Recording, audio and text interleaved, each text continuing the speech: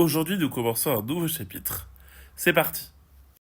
Ce nouveau chapitre rentre dans le thème le corps humain et la santé que nous avons déjà abordé dans l'année et ce sera donc le 5e chapitre de ce thème. Ce chapitre se nomme le système nerveux.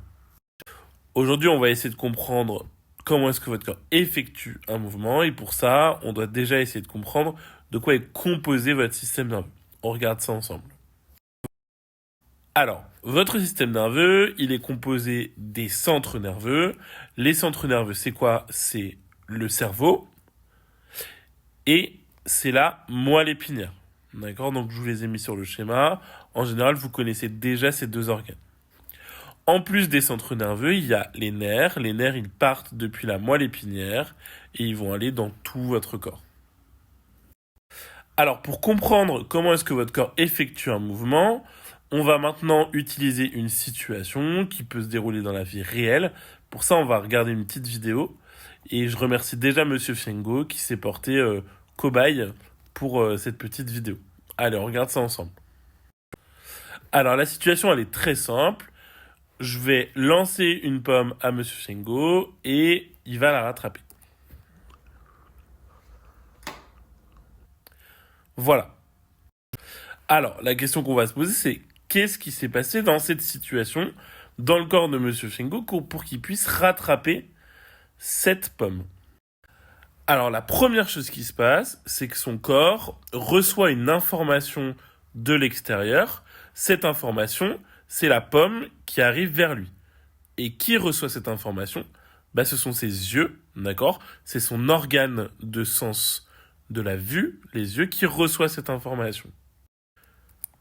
Les yeux vont donc envoyer une information, ce qu'on appelle un message sensoriel, grâce à un nerf, vers le cerveau.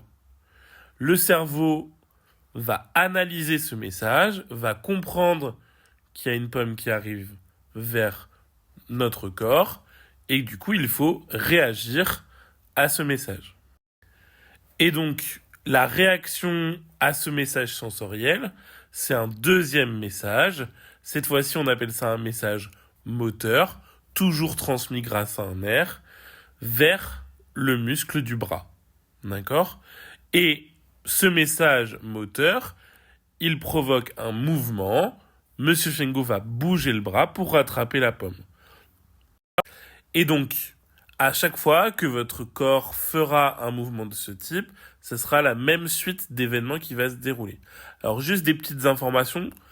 Message sensoriel, puisque ça provient d'un sens, la vue, et message moteur, puisque moteur, ça vient du mot mouvement. Ça va provoquer un mouvement.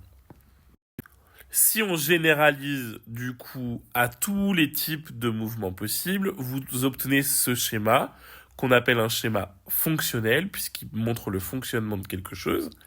Donc on reçoit une information grâce à un organe sensoriel. On a vu les yeux, mais ça peut être le nez, les oreilles, etc. Un message sensoriel est amené vers le cerveau. Le cerveau envoie un message moteur vers un muscle. Et il y a un mouvement qui est créé. Voici la conclusion, c'est le résumé de ce qu'on vient de dire. Je vous demande également de faire les exercices que je vous ai joints à Ose, la correction et avec. Bon courage et bonne semaine.